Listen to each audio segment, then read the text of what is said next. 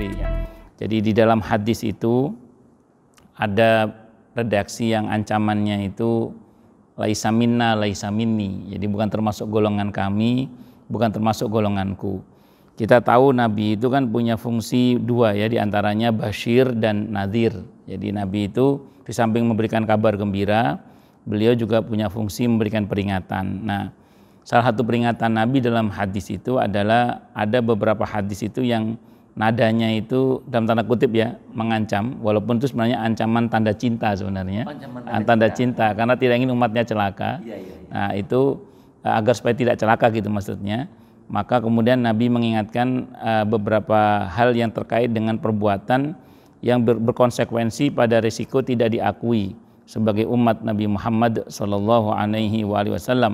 Kalau bahasanya Nabi kan laisa minni, laisa minna, bukan termasuk golonganku, bukan termasuk golongan kami. Nah, ini perlu kita perhatikan hadis-hadis seperti ini bukan apa-apa. Karena kalau sampai kita tidak diakui sebagai umat Nabi Muhammad SAW, itu di mahsyar itu berat urusannya itu. Jadi di mahsyar itu urusannya berat. Karena kita tahu kalau kita merujuk kepada informasi-informasi dari dalil-dalil yang ada, keadaan di mahsyar itu kan ada dua keadaan. Jadi ada yang mendapatkan fasilitas, ada yang tidak mendapat fasilitas. Kalau yang tidak mendapat fasilitas, dia tenggelam oleh keringatnya sesuai dengan amalnya, karena matahari hanya sejengkal dari kepala kita dan itu panas sekali.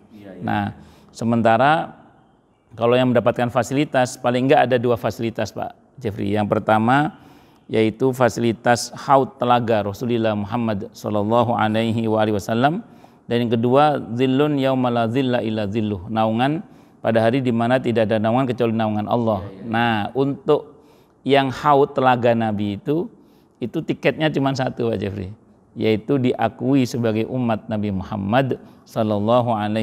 Nah, kalau nggak diakui sebagai umat beliau, nggak dapat fasilitas haud itu. Nah, belum lagi nanti pada saat dihisab, itu mereka yang diakui sebagai umat Nabi Muhammad SAW itu akan diadvokasi oleh Nabi, akan didampingi dalam proses peradilan dihisab itu. Kalau dia diakui sebagai umat Nabi Muhammad SAW.